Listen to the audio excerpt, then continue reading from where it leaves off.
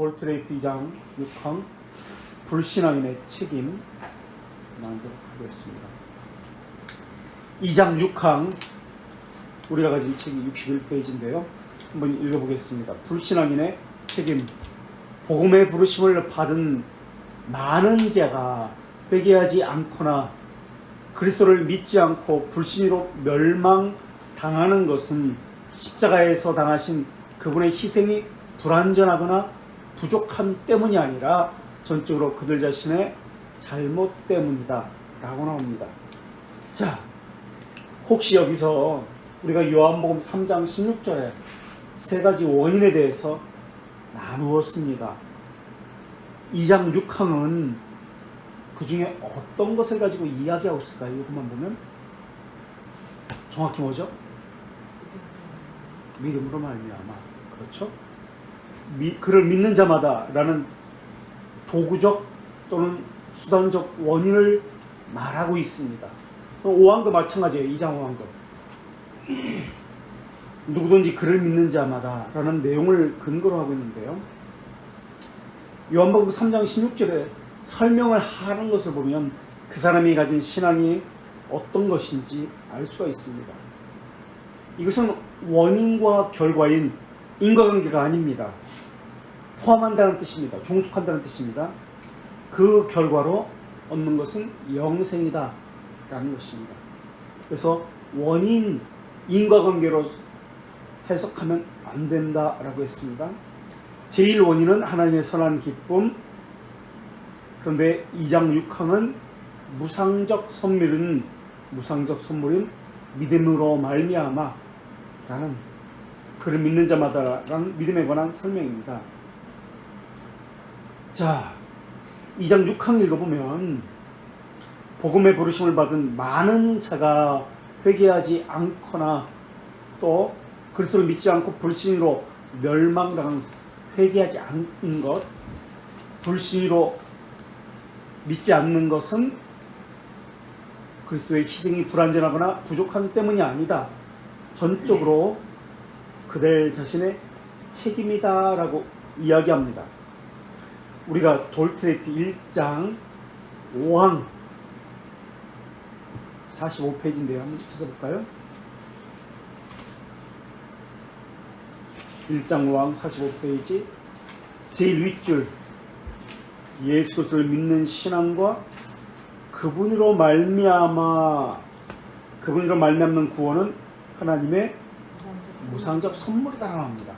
믿음으로 말미암는 것은 무상적 선물이다라고 합니다. 그러면서 에베소서 2장 8절과 빌립보서 1장 29절을 말씀하고 있습니다. 믿는 것은 무상적 선물이다라고 나옵니다. 그죠? 그러면서 에베소 2장 8절, 빌립보서 1장 29절을 근거 구절로 대고 있고, 그렇다면 반대로 믿지 않는 이유는 무엇 때문이다? 선물을 받지 않는 네? 선물을 받지 않는 뭐라고요? 선물을 받지 않는 네, 그들 자신의 잘못 때문이다. 지금 우리 2장 6항에서 그렇게 이야기하고 있죠.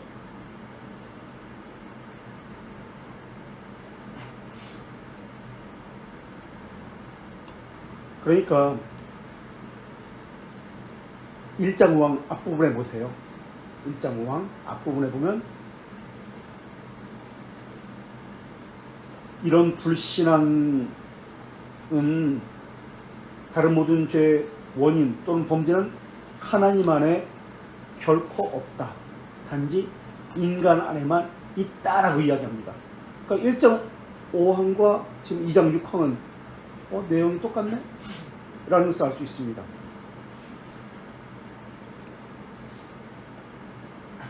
일장의 큰 주제가 하나님의 선택과 유기입니다. 무조건적 선택이고요. 돌트레이트 2장의 큰 주제는 제한 속죄입니다. 그래서 1장 5항과 2장 6항은 같은 내용을 고백하고 있구나. 이번에는 3, 4장 9항을 보겠습니다. 69페이지 3, 4장 돌트레이트 9항 제목 자체가 복음을 거절하는 것에 대한 인간의 책임이라고 나옵니다. 이거 봐라. 이것도 똑같네. 1항의 밑줄 친 거 한번 보세요. 복음의 허물 때문도 아니다. 복음으로 제한된 그리스도의 허물도 아니다 라고 하면서 허물은 그들 자신에게 있을 뿐이다 라고 이야기합니다. 이것도 똑같네. 그리고 2항, 그들 중 일부는 부르심을 받을 때 자신의 위험에 처한 것에 대해서 무관심하고 생명의 말씀을 거절하고 만다 라고 이야기합니다. 결국 돌트레이트 1장 5항, 돌트레이트 2장 6항, 돌트레이트 3, 4장 9항은 내용이 유사하다, 동일하다 라는 것을 알 수 있습니다. 그리고 3, 4장의 큰 주제는 전적 타락입니다. 자, 이런 것을 전제로 다시 우리 교재 2장 6항으로 61페이지도 돌아오겠습니다. 처음 시작이 복음의 부르심으로 시작합니다. 복음의 부르심. 두 가지 부르심이 있는데 하나는 외적 부르심이요, 하나는 내적 부르심입니다. 복음의 부르심을 받을 때 회개하지 않거나 첫째, 둘째, 그리스도를 믿지 않고 불신하는 것이라고 나옵니다.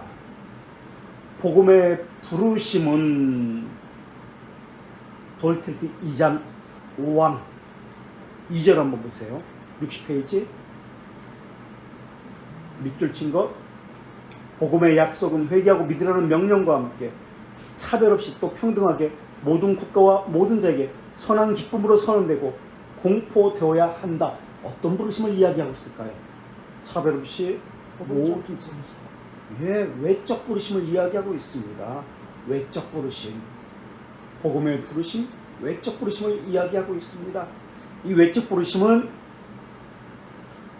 신앙고백서 이번에는 10장 4항 보겠습니다.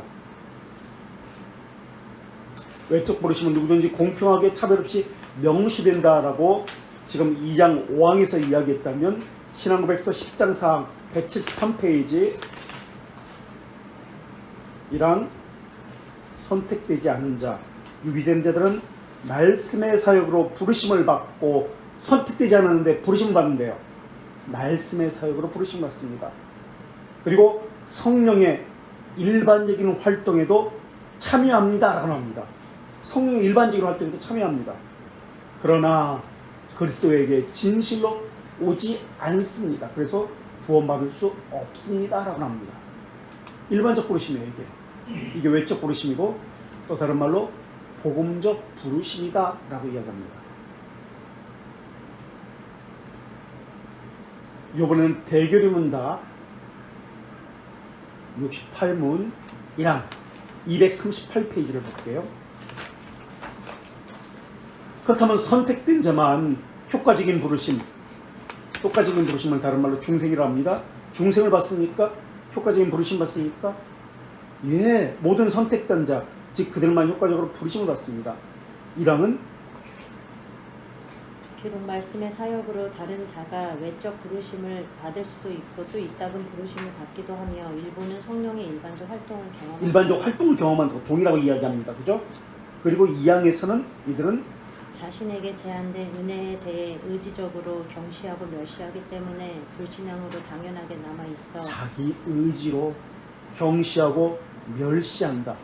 자신에게 은혜가 제시됐는데 이거 몰라요. 은혜인지. 그리고 경시하고 멸시합니다. 이것을. 그래서 불신앙으로 여전히 남아있습니다 라고 이야기합니다. 외적 부르심입니다. 소결응답에서는 외적 부르심은 안 나옵니다. 유효한 부르심만 31문에서 나와요. 소결응답에서는. 신앙고백서의 관심은 택자에게 있지 유기된 자에게 있는 것이 아니기 때문에 이건 생략해버리는 거예요. 소결응답에서는. 하이델베르크에서는 나올까요? 안 나올까요? 거기도 안 나옵니다. 외적 부르심은 안 나와요. 단지 돌트레이트, 대결이 온다, 신앙고백서 여기에만 구체적으로 설명하는 거니까 외적 부르심이 나옵니다.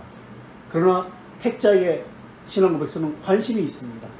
그래서 하이델베르크와 소기름 문답에는 안 나옵니다. 외적 부르심은 안 나오고 내적 부르심만 나옵니다.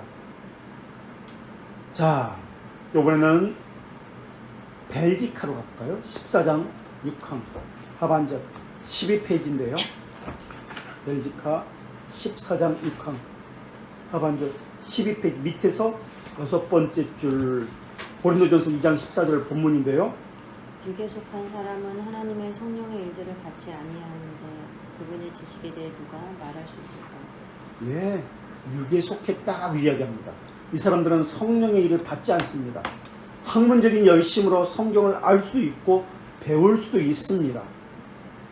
그러나 진짜 지식은 성령의 유한 부르심이, 효과적인 부르심이 있어야 합니다라고 밝히고 있습니다. 외적 부르심으로는 안 됩니다라고 밝히고 있습니다.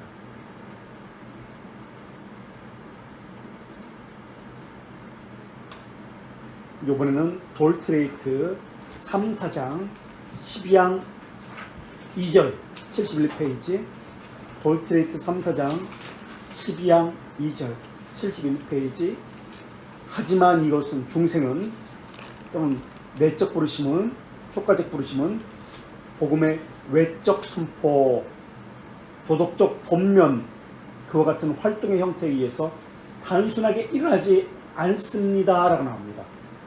사람의 설득으로 사람의 논리적인 설명으로 일어나지 않습니다 라고 나옵니다.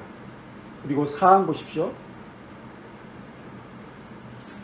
사항에는 뭐가 나오죠? 분명한 것은 가장 강력하고 동시에 가장 기쁘고 놀랍고 신비롭고 그리고 형용할 수 없는 초자연적 사역이라는 사실. 초자연적 사역이다. 그래서 외적 부르심을 받은 사람이 중세한 척할 수 있습니다. 위선과 형식으로 자신을 감추고 가장을 합니다. 자유의지를 가졌기 때문에 자원에서 자발적으로 간섭도 받지 않고 행합니다. 그런데 언제든 형편과 상황이 바뀌면은 순종 역시 바뀔 수 있습니다.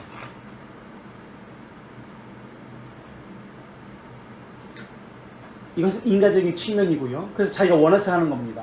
하나님의 측면에서 보면 불광력 은혜에 따라서 택자는 순종하고 유기된 자는 자신의 부패성에 따라서 그냥 자기가 옳다고 여기는 대로 행하는 겁니다. 그래서 하나님을 아는 지식은 무상적 선물인데 동시에 하나님을 아는 지식을 갖게 되면 일어나는 것은 인간을 아는 지식이 동시에 일어납니다. 그래서 이중적입니다. 이것은 자연스러운 겁니다.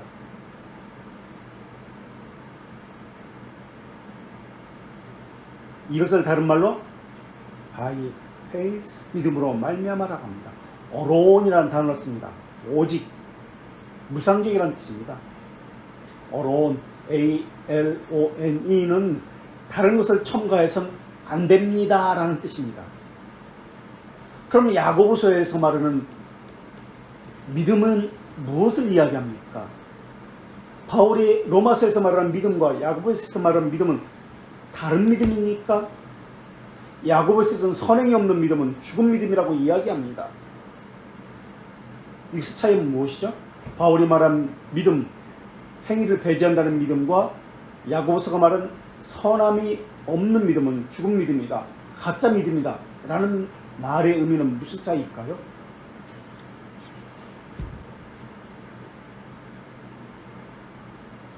네? 믿음의 결과를 이야기하는 거예요. 야고보는 조건을 이야기하지 않습니다. 원인을 이야기하지 않습니다. 믿음의 결실이 선행이다 라는 겁니다. 무상적 선물로 복음의 부르심을 받았습니다. 그게 우리 2장 6항의 시작 본문입니다. 그런데 이 복음의 부르심은 외적 부르심이다, 일반적 부르심이다, 또는 복음적 부르심이다 라고 했습니다. 그렇다면 이 부르심에는 부르심의 내용이 있습니다.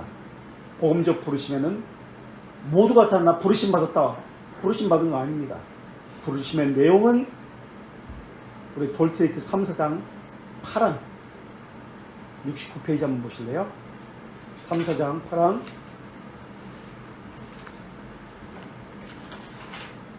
복음의 진지한 부르심이다 라는 제목입니다.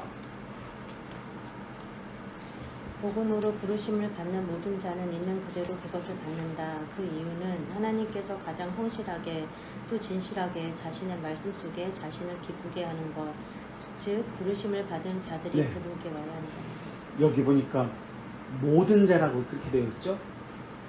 그렇게 되면은 복음 부르심 받은 모든 자가 구원받는다라는 뜻이 되어버립니다. 그죠? 우리 돌트레트 2장 6항에서는 복음의 부르심을 받은 많은 자라고 합니다. 모든 자가 아니에요.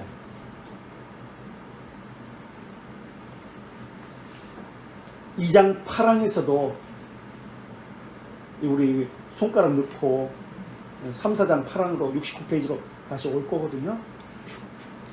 2장 6항도 한번 보세요. 2장 8항에서 있잖아. 여기서도 모든 자가 아니라 많은 자라고 번역되어야 합니다. 1장 7항에도 보십시오. 61페이지 1장 7항에도 보면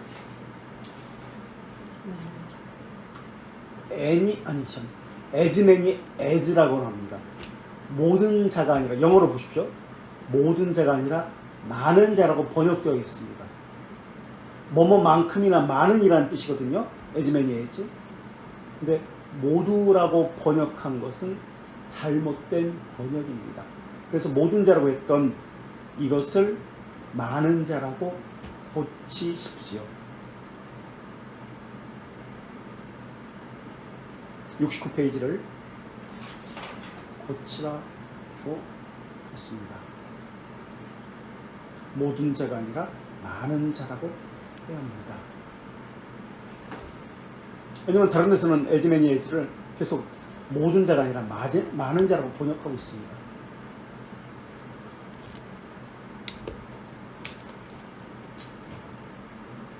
자, 3사장 8항 69페이지 위에서 다섯째 줄, 즉 부르심을 받은 자, 2라고 써놓으시고요. 즉 그 앞에 2라고 써놓으십시오. 그러니까 제일 첫 번째는 1절이 되겠죠. 이번에 2절, 동그라미 2절. 즉 부르심을 받은 자들이 그분께, 예수 그리스도께 와야 한다는 것을 알게 하셨기 때문이다. 그 다음 3이라고 넣으십시오. 3.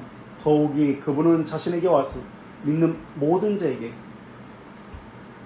진지하게 영생 안식을 약속한다. 그 1, 2, 3을 써 넣으십시오.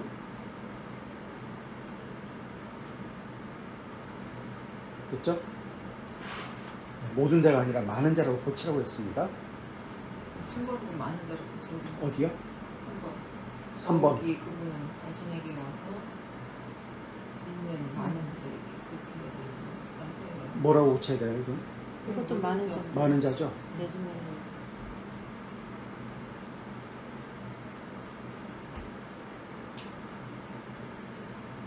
에즈. 1, 2, 3이라고 써놓으시고 거기는 안 써있죠? 자, 물론 돌트레이트 2장 6항의 많은 자와 3사장 8항 69페이지의 많은 자는 다른 의미의 많은 자입니다. 어떤 차이가 있느냐면 3사장 8항은 선택된 자에 관한 내용입니다. 그리고 2장 6항은 불신앙에 관한 내용입니다.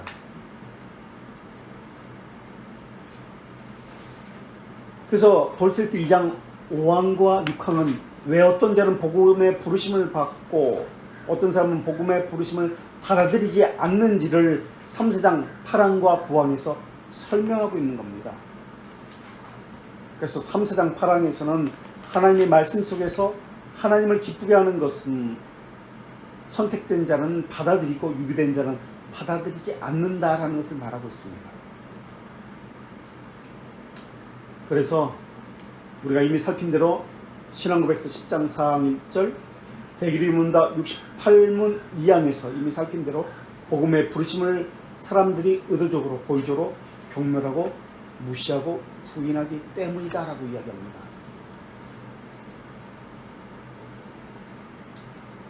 하나님께서 말씀을 가지고 성령께서 어떤 사람에게 조명하실 때 그리스도를 아는 지식을 깨닫게 하십니다. 백자에게. 이때 알게 하는 수단은 순서는 어떨까요? 사실 이거는 이제 우리 편에서 보는 순서겠죠. 어떤 말씀을 가지고 처음부터 그렇게 할까요? 벨지카 2장 1장 2절에 보면 1항과 2항입니다. 어떤 이야기가 나오냐면 자연, 양심, 말씀에 관한 이야기가 나옵니다. 자연과 양심을 통해서 종교심을 갖게 합니다. 말씀은 구원진리를 깨닫게 조명하고 의지를 갱생시키고 선한 것을 향한 심정을 갖게 하고 그리스도에게 오게 합니다. 그로 인해서 자원하여 하나님 말씀에 순종합니다. 이것을 간단히 말하면 영적 선을 바란다고 말을 합니다. 우리 신앙고백서 9장 4항 한번 보시겠어요? 밑줄 친 거 170페이지 2항 170페이지 2항 신앙고백서 9장 4항 밑줄 친 거 2항 하나님은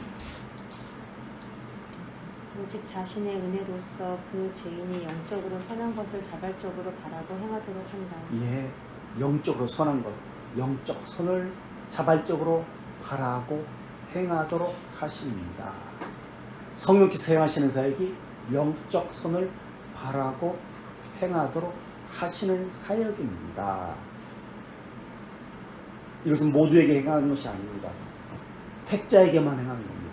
유효한 부르심이에요.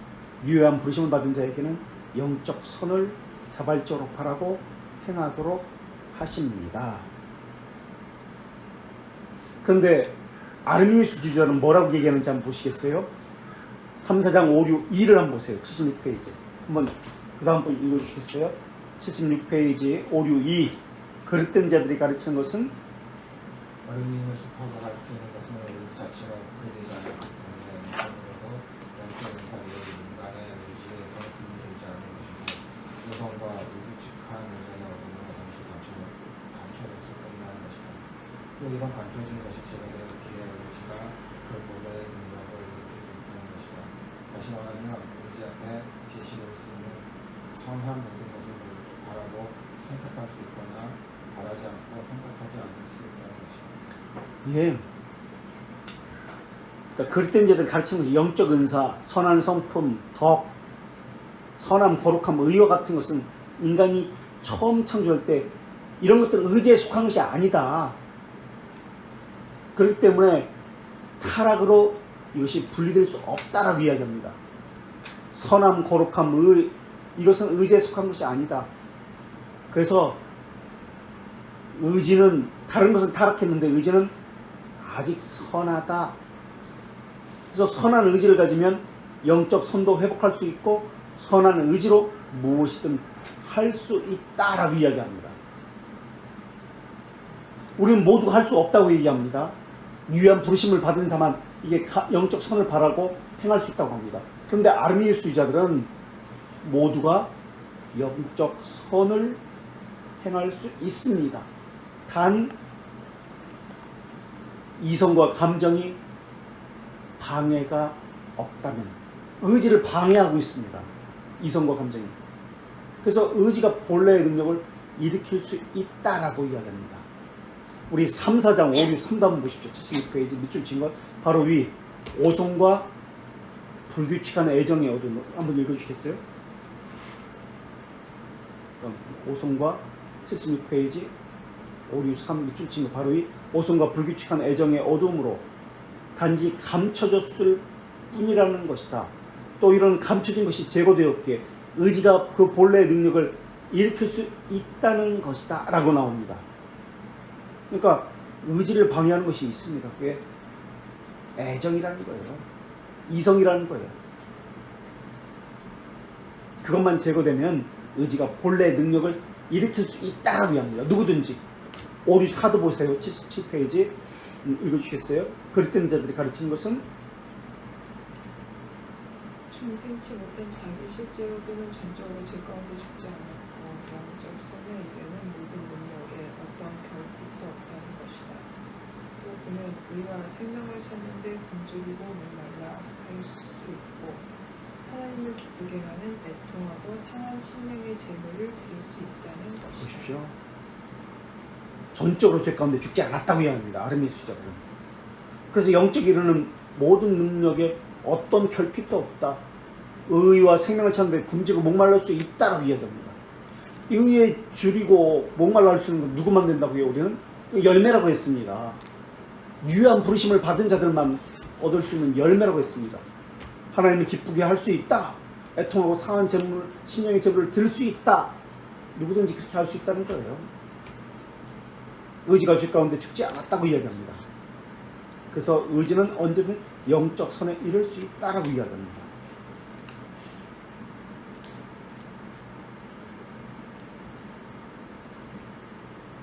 그렇다면 그리스도의 희생은 어떤 가치가 있습니까? 그들의 주장대로라면 자기 스스로 영적인 선을 행할 수 있는데, 의에 대해서 목말을 할 수 있는데, 그리스도의 죽음은 그들에게 어떤 의미입니까? 아무런 의미가 없어요. 볼트레이트 2장 4항 60페이지. 그런데 우리는 뭐라고 고백하냐면 60페이지에서 2장 4항에서 그분의 죽으심이 무한한 가치와 존엄성을 가지고 있습니다. 그 이유는 다음의 항목 때문입니다. 1항 죽음에 복종한 분이 실제 인간이며 완전히 거룩한 분일 뿐만 아니라 하나님의 독생자며 성부와 성령과 동일한 영원성과 무한성이란 본질을 지닌 분이기 때문이다.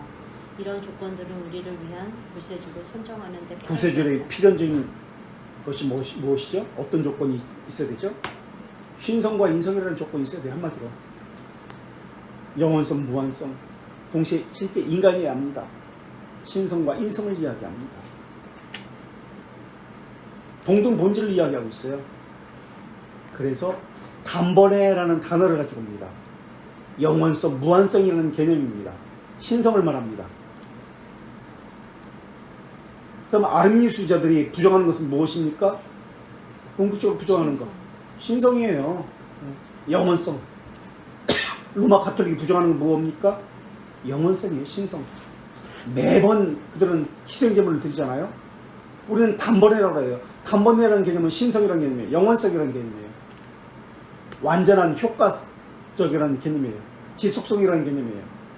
우리 대규리 문답 44문 한번 보세요. 44문 230페이지. 그리스도는 어떻게 제사장 직무를 수행하셨습니까? 그리스도는 첫 번째, 자신을 하나님께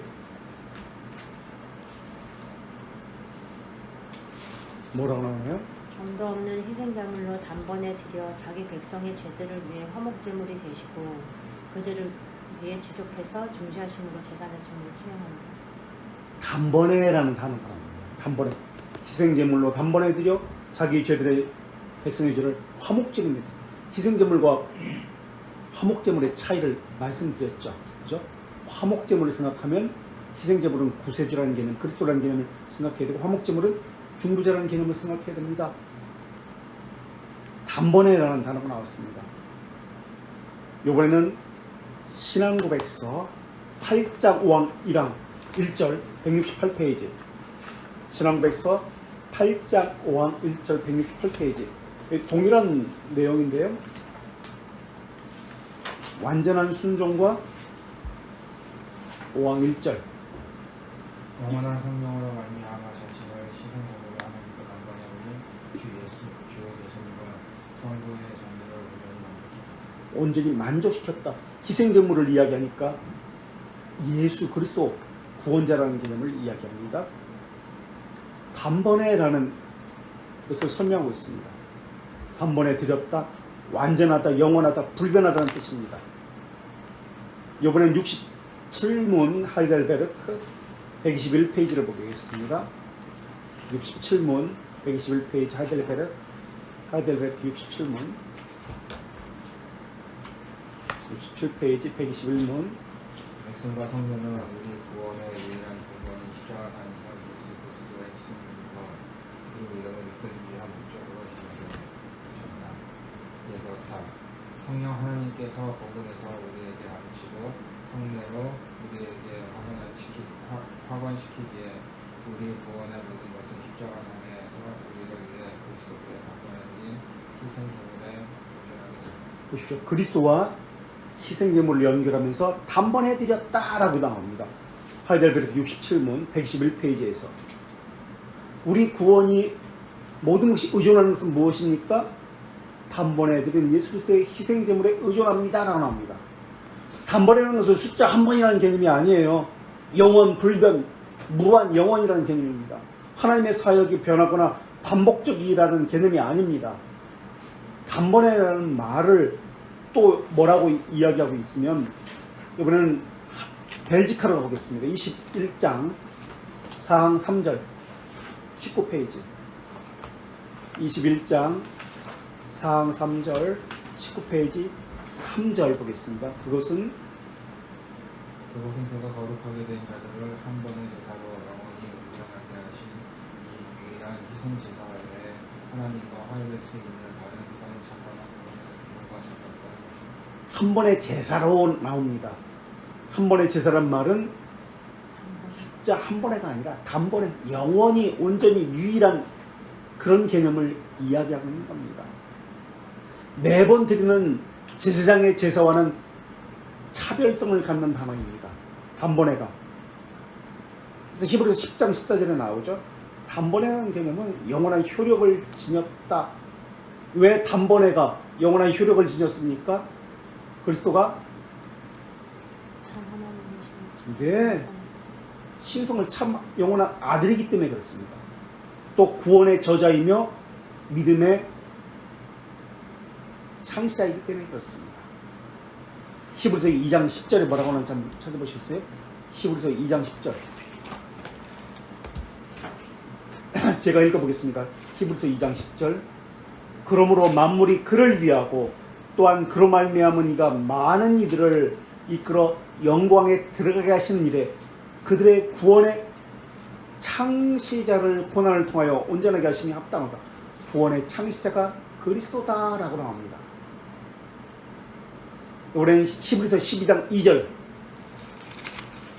믿음의 주여 12장 2절에는 믿음의 주여 또 온전하게 하게 하신 이인 예수를 바라보자 라고 나옵니다. 바라보라. 믿음의 주 온전하게 하신 이라고 나옵니다. 한 군데에서는 구원의 창시자, 또 한 군데에서는 믿음의 주. 돈 달래. 누구세요?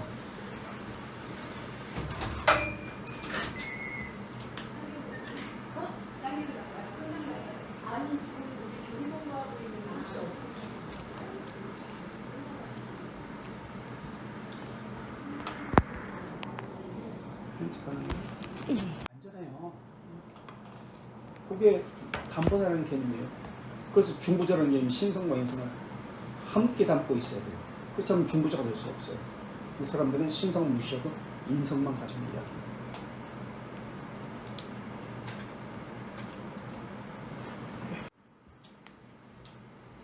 그래서 단번에라는 말을 썼습니다. 그러니까 그리스도 사역을 완전하다라는 거예요. 충분하다라는 거예요. 영원하다는 거예요. 무한하다는 거예요.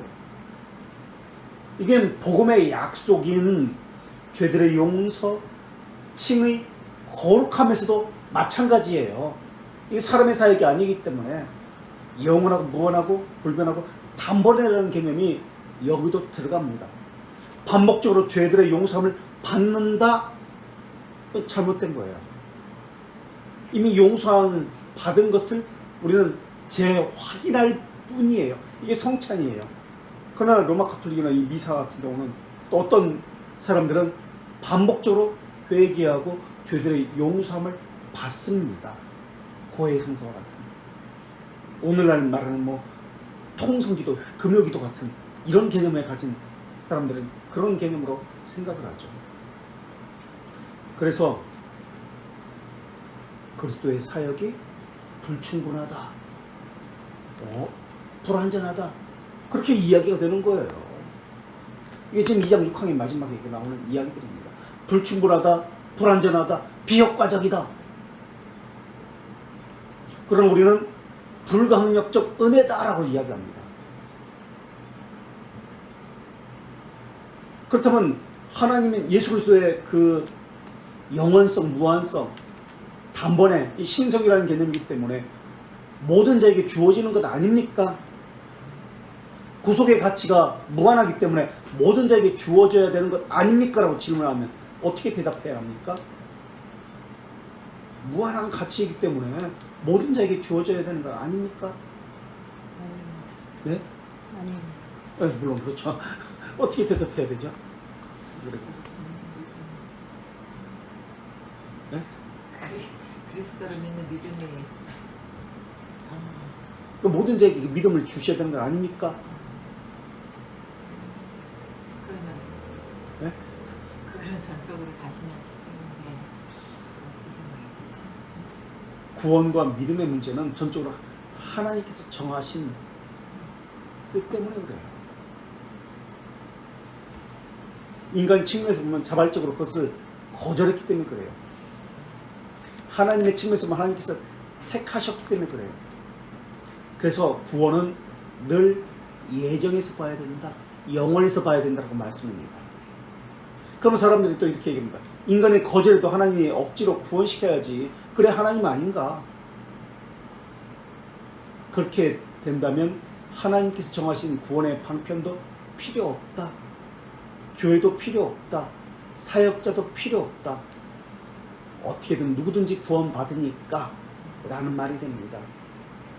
그러니까 제1원인 하나님의 자비하심 선택에서 보지 않는 거예요. 인간적인 측면에서 보게 되면 답을 찾을 수가 없어요.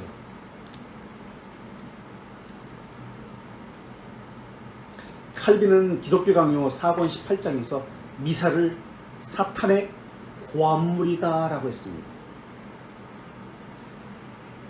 이 미사는 경건한 자가 얻을 혜택을 모두 빼앗아 가버린다 라고 얘기했습니다. 그리고 미사는 그리스도의 속죄사역을 모두 무효화시켜버리는 고안물이다 라고 했습니다. 날마다 희생제사를 드려야 하는 것이 미사입니다. 그러니까 예수 그리스도의 단번에를 부정하는 거예요. 단번에를 부정하는 것뿐만 아니라 예수 그리스도의 신성을 부정하는 것뿐만 아니라 또 뭘 부정한다고요? 죄들의 용서에 대한 확신을 갖지 못하게 합니다. 이것도 부정하는 거예요. 죄들의 용서. 미사는 죄들의 용서함을 받기 위해서 매번 뭘 해야 되는 것이죠? 희생 제물을 드려야 하는 거예요. 그래서 예수 그리스도를 매번 희생시키는 것은 고난을 집중적으로 바라보도록 하는 거예요. 그러나 우리는 이미 용서받은 것을 확인하고 있는 겁니다. 언약을 다시 재확인하는 것이 성찬입니다. 근데 미사는 매번 드리고 반복적으로 죄들을 용서받아야 돼요. 그러니까 하루 7번 하거든요. 미사를 참석해야 돼요. 참석하는 것으로 그들은 죄들의 용서함을 받습니다. 아까 제가 말씀드린 것이 우리의 예배와 무슨 차이가 있냐는 거예요. 매번 참석하면 된다. 하이델베르크 80문 한번 보시겠어요? 127문. 여기는 분명히 나옵니다. 성찬과 미사의 차이점이 무엇입니까? 127페이지 80문 하이델베르크 1항 바로 1번. 무슨 차이점이 있습니까? 십자가 상에서 단번에 성취한 예수 그리스도의 유일한 희생제물로 모든 죄를 완전하게 용서한 완전하게 용서했다. 2항 성령 하나님으로 우리가 그리스도에게 곁터침 되었는데 그분은 인성에 따라 지상이 아니라 하늘에 자신의 아버지 하나님 우편에 있는 분이고 그곳에서 우리에 의해 경배를 받을 것이다. 인성에 따라 지상에 있는 것이 아니에요.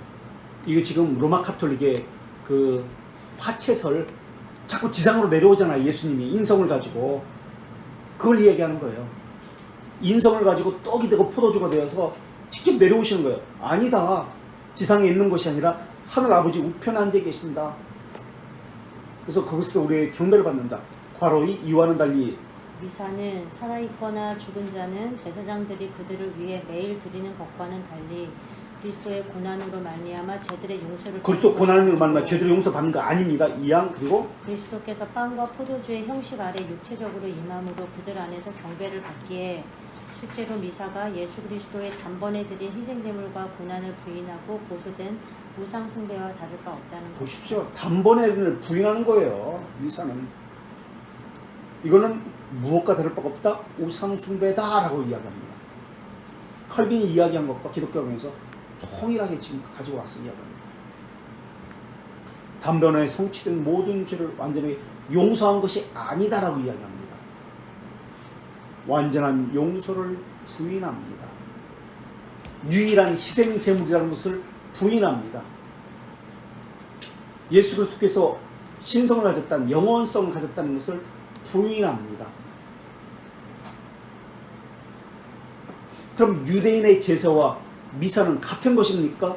매번 반복적으로 하는 것 유대인의 제사 아닙니까? 우리 말라기서도 했지만은 매번 반복적으로 죄들의 용서를 구해야 되는 것 아닙니까? 같은 겁니까? 다른 겁니까? 미사와 유대인의 제사는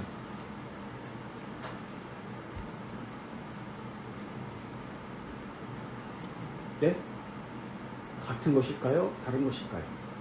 유대인의 제사는 무엇으로 용서함을 받았죠? 죄들의 용서함을? 내가 희생 제사를 드렸기 때문에 용서함을 받았습니까? 아닙니다. 오실 그리스도를 바라보았습니다. 그 제물 때문이 아니라 제사를 드렸기 때문이 아니라 그 안에서 상징하고 있는 예수 그리스도를 바라보았기 때문에 죄들의 용서함을 받았습니다. 그러나 로마 가톨릭은 아닙니다.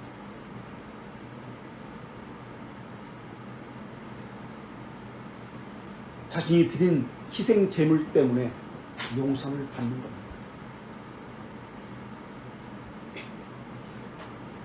우리가 예수 그리스도의 십자가로 만족되었다고 할 때 무엇이 만족되었다고 이야기하나요? 하나님의 정의가 만족되었다고 합니다. 로마 가톨릭은 하나님의 정의가 만족됐다고 보는 것인가요? 만족 안 된 거예요. 매일 분노하시는 하나님이에요. 그럼 매일 만족시켜야 돼요. 하루 7번씩. 매번 하나님의 정의를 만족시키기 위해서 희생 제물을 매번 드려야 됩니다. 영원성을 부인하는 거예요. 그래서 멜기세덱의 곡물이 미사의 희생 제물이라고 이야기합니다. 그래서 우리도 하나님께 곡물을 드려야 한다고 이야기합니다. 영원한 제사장직을 그리스도의 영원한 제사장직을 부인하고 있습니다. 그래서 매번 용서받기 위해서 예수를 매번 죽여야 되고 매번 고난받도록 해야 합니다. 우리 예수님께서 십자가상에서 맨 마지막에 했던 말씀이 있습니다. 요한복음 19장 무슨 말씀입니까? 딱 찾아보지 말고 다 이루었다요. 근데 아직 못 이루었어요. 너무 급할 때. 아직 못 이루었다. 계속 이루어져야 한다. 우리가 협력해야 된다. 아레미스주의. 지금 이 얘기예요. 단번에 성취되었다는 말은 영원한 효력이 있다는 말인데 그들은 단번에가 아닙니다. 단번에를 빼면 어떻게 되는 것이죠? 신성이 없다는 말인데 예수님 우리와 똑같은 인간이다라는 말이에요. 신성이 없다는 말, 인성만 있다는 말이에요. 그래서 아리우스파가 유니테리안이 예수님을 하나님이라 보지 아니하고 유니테리안 중에 가장 대표적인 교단이 무슨 교단인 줄 아세요? 나사렛, 성결교 나사렛. 그들의 관심은 거룩에 관심이 없습니다. 예수님의 신성에 관심이 없습니다. 인성이 중요하기 때문에. 그러니까 인성이라는 말은 모범교사예요. 우리가 본받아야 할 삶을, 그러니까 예수님을 닮는 것에만 신경을 쓰는 거예요. 그러니까 이들이 중요시하는 교리는 성화입니다. 성결. 완전 성결을 중시해줍니다. 그래서 하나님과 나의 관계를 그들은 성경은 뭐라고 이야기하죠? 거룩이라고 이야기합니다. 근데 그들은 성화라고 이야기합니다. 그러니까 로마 가톨릭은 죄들의 용서에 대한 개념이 없는 거예요. 희생제사를 드림으로써 매번 죄들의 용서 받아야 되겠다는 것이 미사이기 때문에 그렇습니다. 매번 저희들이 용서를 받고 보석을 해야 됩니다. 이게 보혜성사입니다. 그래서 로마 카톨릭은 돌트레이트 지금 2장 6항에서 말하고 있는 것처럼 다시 한번 볼게요. 2장 6항 361페이지 보십시오.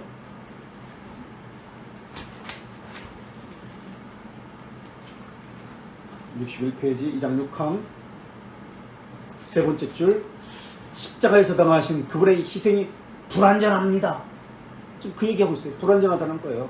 부족합니다. 그 얘기하고 있는 거예요. 불완전하고 비효과적이고 부족합니다. 단번에를 부인하기 때문에 이런 이야기들이 나오는 거예요. 불완전합니다. 부족합니다. 단번에를 부인하기 때문에.